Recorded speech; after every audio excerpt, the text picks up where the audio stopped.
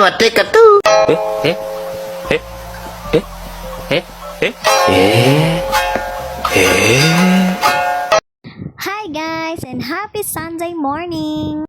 Ito ay kahapon ganap kaya naman happy Father's Day pa din sa lahat ng tatay. Bali ngayong umaga ay naglomi kami dito sa Mr. Food House o MR Food House, ewan. Basta ito ay sa may mabilog na bundok malapit sa Barangay Hall.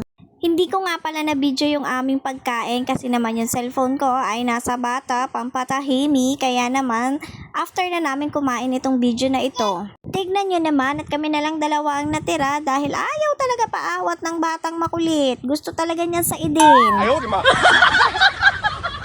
O sige na nga, ibigay ng hilig ng walang ligalig. Minsan talaga hindi ka mananalo sa batang ito at kailangan mo na ring ibigay kasi mas tahimik ang buhay. Tingnan nyo naman at pagkabigay ko sa kanya ay tuwang-tuwa. Pagdating naman ng hapon ay nagpunta naman kami ng Lagadlarin dahil dito kami mangingisda. Pero dito ang batang malikot ay sobrang tuwang-tuwa. Tingnan nyo naman at daig pang nakawala sa hawla. Minsan lang din naman talaga siya makalabas at makapaglaro kaya yan hinayaan ko na lang siyang maglandi ng buhangin. Kitang-kita niyo naman sa reaksyon niya kung gaano siya katuwang-tuwa. Hinayaan ko naman siya maglakad-lakad pero syempre andito lang ako sa ledgi. Dahil pag hindi mo talaga siya binantayan, ako makikita mo na lang yan lumalangoy na sa dagat. Ayaw, di ma.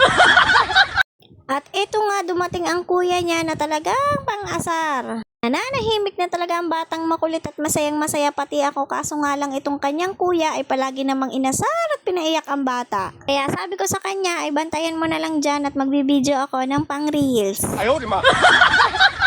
Siyempre pag content creator ka, video is life, picture is life. Alam nyo yun. Dito ay talaga namang enjoy ang batang makulit at wala ang kakulitan niya. Nakakatuwa din naman tignan ang ngiti ng batang ito. Tuwan-tuwa talaga siyang maglaro dito sa labas dahil sa bahay ay puro away lang talaga kaming dalawa. Ang nangyari tuloy ay silang dalawa ng kuya niya ang nabidyohan ko. Yung ganitong moment kasi ay nakakatuwa din at dapat lang din talagang i-video dahil minsan lang talaga ito sa buhay nila. Inaabangan ko kasi talaga dito yung sunset. Pinukpok ako. Bakit ka namumukpak? Sabi ko sa inyo, pag kaming dalawa talaga nasa loob ng bahay, puro away lang talaga kami.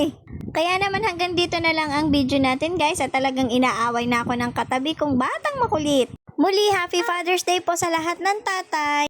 Salamat po sa panonood. Please like, follow, and share. Thank you. Di yan gayaan. Gunting pa gayaan. Ganti yan.